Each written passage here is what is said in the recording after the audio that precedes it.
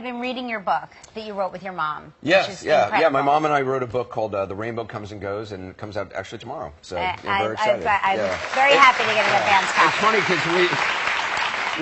because we started, basically the idea was that my dad passed away when I was 10, and as a little kid I used to think, and I think a lot of people who lose their parents early on think, that there was a letter out there that my dad had written for me that might show up on my 18th birthday or my 21st birthday, kind of telling me things I didn't know. And, you know, my mom turned 91, and I didn't want there to be anything left unsaid between us. I didn't want there to be something that, when she's no longer here, I didn't know about her. So when she turned 91, we started this idea of having a new kind of conversation between us. Like, often you don't change the way you talk with an aging parent, or a parent doesn't change the way they talk with an adult child. So we decided to start like a new conversation. Because I travel a lot, we decided to do it over email. So for a year, from the time she was 91 to 92 now, we started this new conversation where I would ask her questions that I didn't know about her, she would ask me questions, and we started this conversation. And I didn't think it was going to be a book, but every time I talked to somebody like you or Andy Cohen about it, they were all saying, oh, I wish I was doing that with my parent or had been able to do that, and often it's too late. So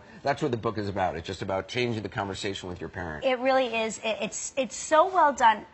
First of all, you are both such great writers. You are both amazing storytellers. Well, it's funny. My mom, like halfway through doing the book, she got a little tired of like writing.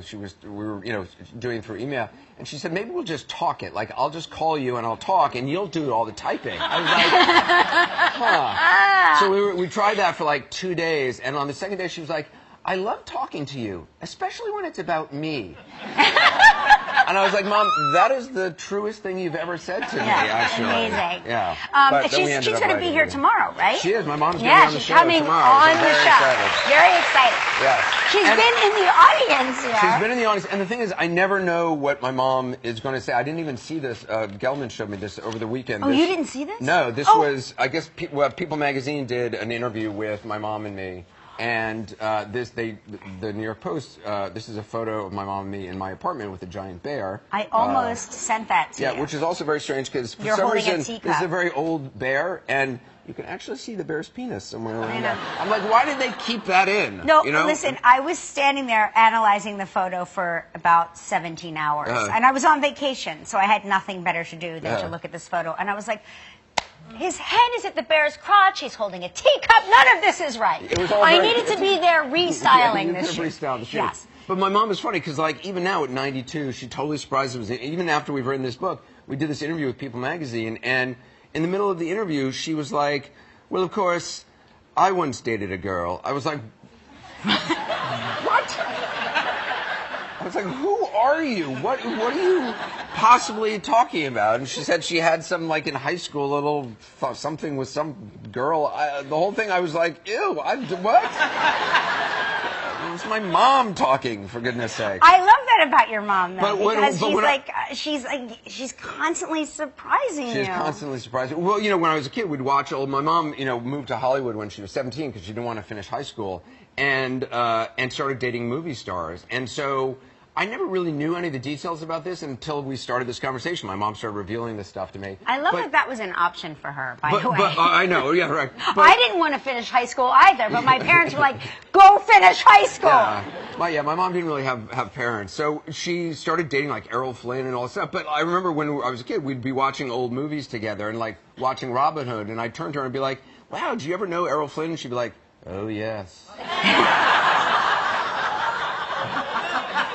I was like, what? And then I remember Howard Hughes. Remember Howard Hughes toward the end of his life? Like, he lived at the top of the Desert Inn Hotel, and he was kind of crazy.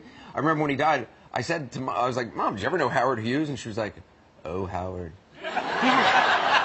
She had a serious thing with, like, not crazy Howard Hughes, but, like, hot Howard Hughes. Howard Hughes. Really nuts. And, like, Marlon Brando, she and her friend Carol decided they both wanted to meet Marlon Brando, and Carol did it first, and then set it up for my mom. My mom flew out to L.A. and met Marlon Brando. I was like, Mom, how long did you meet Marlon Brando for? How long were you dating? And she was like, well, one night. I was like, hussy. I was like, oh, I love that you're the prude in this I know, situation. it's so weird. It's crazy. so weird. It's embarrassing when you find out that your mom's love life is more exciting than your own. You know? Well, your mom's love life was exciting. Yeah. I mean, I think it still is. She still has a Well, that's the great thing about life. my mom, who at 92 believes the next great love is right around the corner. I mean, she literally thinks there's a guy on a yacht somewhere off the coast of France just waiting to, like, whisk her away. I'm like, there's no boat. No, dude. I'm like, there could be. We need to, like, make a plan. My mom has never made a plan in her life. It drives me. I'm the guy who's made a plan always, and she's never made a plan. She's like, oh, the rainbow will come and go. The rainbow will come back. I'm like, how do you know you'll be there when it comes back?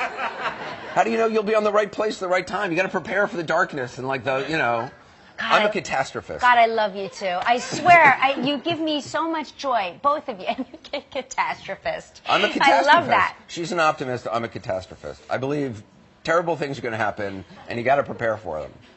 I'm a little. And if good things happen, then it's a surprise, and I'm happy. I believe that I'm very much like both of you, you and your mom. Well, you're a planner. Are you planning? I'm a planner. Yeah. I am a catastrophist. Yet I do believe that maybe there will be a rainbow, and it might land on my head, and the pot of gold will just drop down. Like, I have that in me. There's something in me. A friend of my mom's, this guy Ben Brantley, who's a writer for the New York Times, said about my mom that he doesn't know anybody above the age of 16 who loves being in love as much as my mom does. Yeah. And that is totally true. My mom is like, if it's not a person, she's in love with a tree or a flower. Yeah. I just find it exhausting.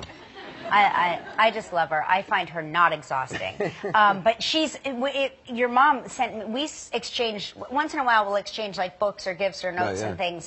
And she sent me a book on astrology once, and I sent her a book on sextrology, which is like your physical being and how it relates to your birth sign. And she loved that book. Of course she does. Anything ridiculous she will love.